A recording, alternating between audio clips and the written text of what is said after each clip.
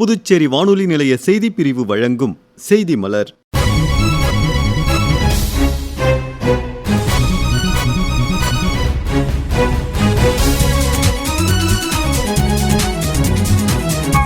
புதுச்சேரியில் நடைபெற்ற பெண்களுக்கான மாபெரும் சுகாதார திருவிழாவின் தொடக்க விழா குறித்த தொகுப்பு இன்றைய மலரில் இடம்பெறுகின்றது.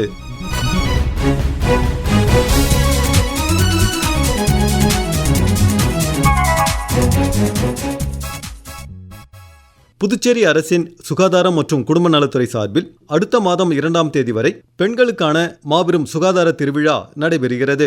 ஆரோக்கியமான பெண்களே குடும்பத்தின் பலம் என்ற கருத்தை மையப்படுத்தி நடைபெறும் இந்த சுகாதார திருவிழாவின் தொடக்க விழா கடந்த 17ஆம் தேதி கம்பன் கலையரங்கில் நடைபெற்றது. இவ்விழாவில் துணைநிலை ஆளுநர் திரு கைலாஷ்நாதன் கலந்து கொண்டு கருவுற்ற தாய்மார்களுக்கு ஊட்டச்சத்து பெட்டகங்கள் வழங்கி சிறப்புரையாற்றினார்.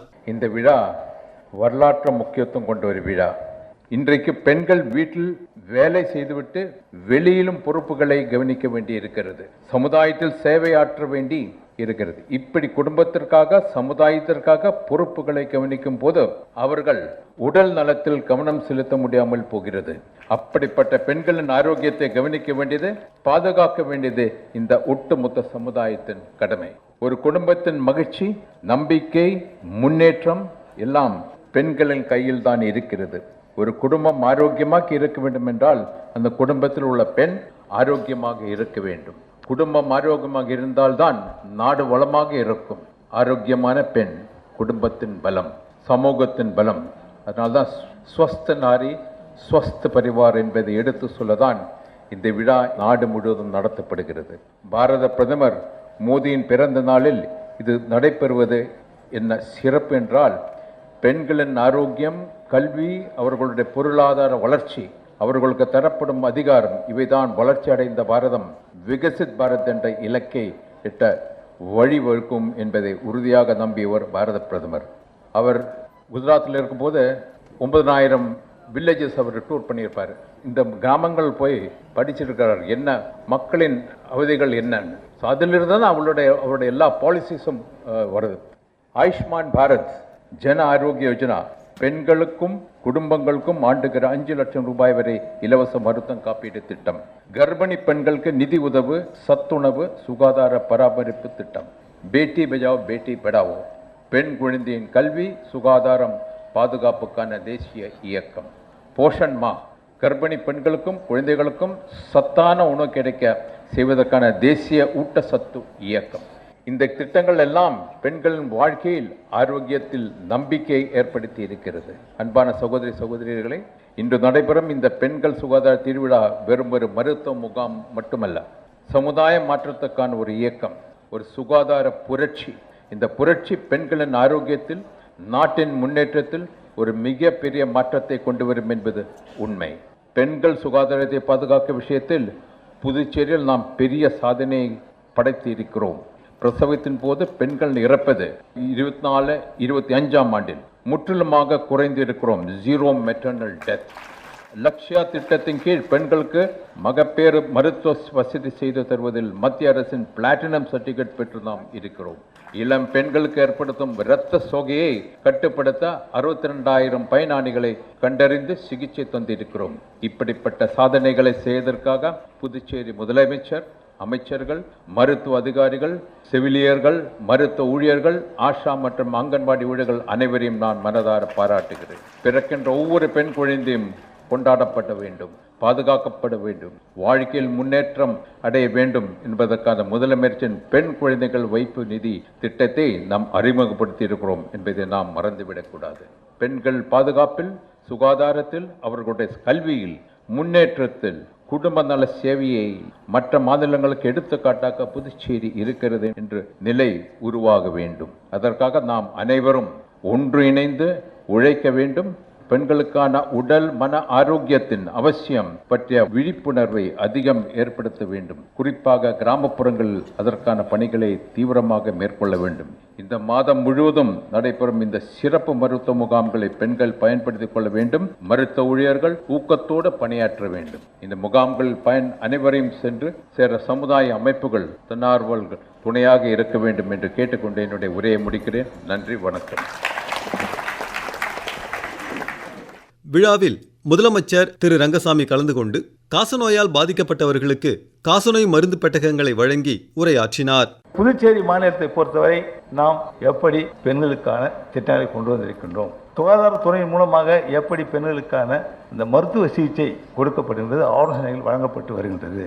நம்முடைய புதுச்சேரியில் ஆரம்ப சுகாதார நிலையங்கள் எவ்வளவு இருக்கின்றது, எத்தனை மக்களுக்கு ஒரு ஆரம்ப சுகாதார நிலையம் இருக்கின்றது, அதில் எத்தனை மருத்துவர்கள், செவிலியர்கள், பணியாளர்கள் அங்கே பணியாற்றி கொண்டிருக்கின்றார்கள் என்பதை நாம் எண்ணி பார்த்தால் இந்தியாவில் நாம் முதலிடத்தில் இருக்கின்றோம் என்பதை என்னால் பெருமையாக சொல்லிக்கொள்ள முடியும். ஏனென்று சொன்னால் டெல்லியிலிருந்து மத்திய அரசு அனுப்பப்பட்ட ஆய்வுக்குழு இங்கே நம்முடைய புதுச்சேரிக்கு வருகை தரும் பொழுது அவர்கள் எல்லா கிராமங்களுக்கும் சென்று புதுச்சேரி முழுவதும் சுற்றி பார்த்து எல்லா ஆரம்ப சுகாதார நிலையங்களை எல்லா மருத்துவமனைகளும் சுற்றி பார்த்து அறிவித்தது என்ன என்று சொன்னால் புதுச்சேரியில் சிறந்த முறையில் ஆரம்ப சுகாதார நிலையங்கள் இருக்கின்றன.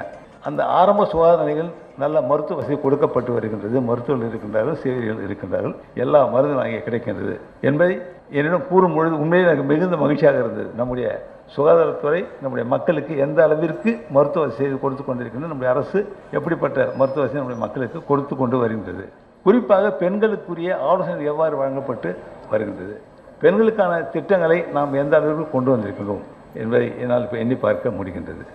சொல்லுவாங்க, குழந்தை பிறந்ததிலிருந்து இறுதி வரை நீங்கள் பெண்களுக்கான பல திட்டங்களை இங்கே புதிய அரசு செயல்படுத்தி வருகின்றன என்று வேடிக்கை சொல்லுவாங்க. என்கிட்ட பேசிக்கொண்டிருக்கிற நண்பர்கள்லாம் சொல்லுவாங்க, பெண் குழந்தை பிறந்தால் அந்த குழந்தைக்கு 50,000 ரூபாய் உடனடியாக வைப்பு நிதியாக வைக்கப்படுகின்றது வங்கியில். பெண் குழந்தைக்கு ஒரு பெரிய பாதுகாப்பு. அந்த குழந்தை வளர்ந்து முடிந்து 18 வயது ஆன பிறகு அந்த குழந்தை அந்த 50,000 ரூபாய் அவர்களுக்கு 2-3 லட்சம் ரூபாய் அளவு கிடைக்கின்ற ஒரு வாய்ப்பு. அவர் படிப்பதற்கு பயன்படுத்திக் கொள்ளலாம், திருமணத்திற்கு பயன்படுத்திக் கொள்ளலாம் என்ற நிலையில் அது அந்த வைப்பு நிதி அங்கே வைக்கப்படுகின்றது பெண் குழந்தைகளுக்கு பிறந்தவுடன். அதற்கு அடுத்து எத்தனையோ திட்டங்கள், படிப்பதற்கான திட்டங்களுக்கு நம்முடைய அரசு உதவி செய்து கொண்டு வருகின்றது. குறிப்பாக பெண்களுக்கு அதிகாரமளித்தல் என்ற நிலையில், பெண்களுக்கு ஒரு பாதுகாப்பு என்ற நிலையில் நம்முடைய அரசானது பெண்களுடைய பெயரில் சொத்துக்கள் வாங்கி பத்திரப்பதிவு செய்தால் 50 விழுக்காடு முத்திரைத்தாள் கட்டண சலுகை உண்டு என்பதை அறிவித்து பெண்கள் பெயரில் சொத்துக்கள் வாங்கப்படுவதை இப்போ நீங்கள் பார்க்கலாம், அறியலாம். அது பெரிய பாதுகாப்பு, அவர்களுக்கு பெண்களுக்கு ஒரு பெரிய பாதுகாப்பு. அதுவே அந்த பெண்களுக்கு ஒரு பெரிய பலம் என்று கூட சொல்லலாம். அது அவருக்கு ஒரு ஆரோக்கியமான ஒரு சூழலை உருவாக்கக்கூடிய நிலையில் அமையும் என்பது எந்தவித ஐயமும் இல்லை. அந்த குடும்பத்திற்கு அது பெரிய பலம் உள்ளதாக அமையும். அப்படி நம்முடைய அரசானது ஆரம்பத்திலேயே நம்முடைய பெண்களுக்கான அந்த திட்டங்களை கொண்டு வந்து அதன் மூலமாக ஒரு சிறந்த குடும்பத்தை உருவாக்கி கொண்டு வருகின்றது. இப்படி எத்தனையோ திட்டங்கள், நம்முடைய திட்டங்கள் சொல்லிட்டே போகலாம். சுகாதாரத்துறையின் மூலமாக பல திட்டங்கள், அடுத்து நம்முடைய சமூக நலத்துறையின் மூலமாக பல திட்டங்கள் செயல்படுத்தப்பட்டு வருகின்றது. அப்படி கல்வி என்ற நிலையில் நம்முடைய அரசானது பெண்களுக்கு நல்ல கல்வியை கொடுத்து கொண்டிருக்கிறது. இடைநிற்றல் என்பது இல்லாத நிலை என்பதை நாம் உறுதி செய்ய முடிகின்ற நிலையில் புதுச்சேரியில் நாம் இருக்கின்றோம். முன்னாலும் பெண்கள்லாம் இடைநிற்றல் இருக்கும், படிக்கும் பொழுதே ஒரு 10வது 8வது நின்றுவாங்க. ஆனால் இப்பொழுது அப்படி இல்லை. 12ஆம் படித்து முடித்த பிறகு, பள்ளி படிப்பை முடித்த பிறகு கல்லூரி சென்று படிக்கின்ற பெண்கள் மிக அதிகம் என்பதை நம்மால் காண முடிகின்றது. அப்போ உயர்கல்வியும் அவர்கள் பெறுகின்றார்கள், ஒரு நல்ல கல்வியையும் அவர்கள் பெறுகின்றார்கள். இப்போ வேலை வாய்ப்பில் நீங்கள் பார்க்கலாம், இந்த அரசு பொறுப்பேற்ற பிறகு நிறைய வேலை கொடுத்துருக்கோம். அரசு பணிகள் இப்போ நிரப்பப்பட்டு வருகின்றது. அந்த அரசு பணி நிரப்பப்படும் பொழுதும் அங்கே அந்த பணியில் சேருகின்றவர்கள் பார்த்தால், தேர்வு செய்யப்படுகின்றவர்கள் யார் என்று பார்த்தால் அதிகமாக பெண்கள் இருப்பதை நம்மால் காண முடிகின்றது. பெண்கள் அதிகமாக பணிக்கு செல்கின்றார்கள், இப்போது சென்று கொண்டிருக்கின்றார்கள். அப்போது இதையெல்லாம் அவருடைய குடும்பத்திற்கு ஒரு பலத்தை சேர்க்கின்ற நிலையில் அமைகின்றது என்பதை நிச்சயமாக என்னால் கூறிக்கொள்ள முடியும். அப்போது ஒரு நல்ல ஆரோக்கியம், நல்ல வசதி, நல்ல மகிழ்ச்சியான வாழ்க்கை இப்படியெல்லாம் இருந்தால் அந்த குடும்பம் சிறந்த குடும்பமாக வர வேண்டும். அந்த சிறந்த குடும்பம், வளர்ச்சியான குடும்பம், வளமான குடும்பம் என்பதுதான் எங்களுடைய அரசுடைய மிக முக்கிய நோக்கமாகும். விழாவில் சுகாதாரம் மற்றும் குடும்ப நலத்துறை இயக்குனர் டாக்டர் செவ்வேள் பேசும்பொழுது, சுகாதார திருவிழாவையொட்டி புதுச்சேரியில் உள்ள சமுதாய நலவழி மையங்களில் ஏற்பாடு செய்யப்பட்டுள்ள மருத்துவ முகாம்கள் குறித்து கூறினார். சிறப்பு முகாம்கள் நடைபெறுகின்றன. இதில் தொற்றா நோய் பரிசோதனை, கேன்சர் பரிசோதனை, கண், காது, மனநிலை பரிசோதனை, எலும்பு, உங்கள் குழந்தையின் விடுபட்ட தடுப்பூசிகள், மாதவிடாய், சுகாதார பராமரிப்பு போன்ற அனைத்தும் அருகில் இருக்கும் சுகாதார நிலையத்தில் நடைபெறும்.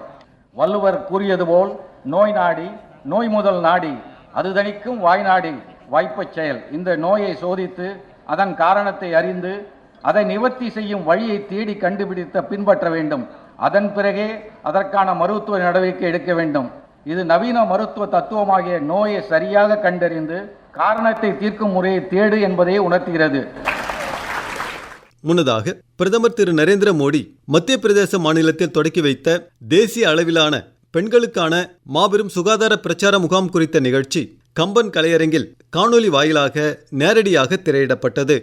மேலும் இவ்விழாவில் சட்டப்பேரவைத் தலைவர் திரு செல்வம், பொதுப்பணித்துறை அமைச்சர் திரு லட்சுமி நாராயணன், வேளாண் துறை அமைச்சர் திரு ஜெயக்குமார், சட்டப்பேரவை துணைத் தலைவர் திரு ராஜவேலு, மாநிலங்களவை உறுப்பினர் திரு செல்வகணபதி, தலைமைச் செயலர் டாக்டர் சரத் சௌஹான், மத்திய சுகாதாரம் மற்றும் குடும்ப நலத்துறை செயலர் திரு குலாம் முஸ்தபா, சுகாதாரத்துறை அதிகாரிகள், பணியாளர்கள், மாணவ மாணவிகள் என பலரும் கலந்து கொண்டனர்.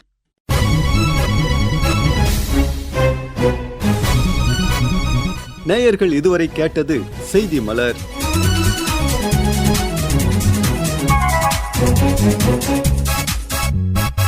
அமைப்பு பிபின் எஸ் நாத்.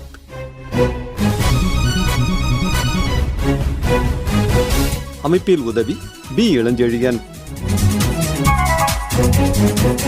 படைப்பு ஆகாஷ்வாணி புதுச்சேரியின் மண்டல செய்திப் பிரிவு.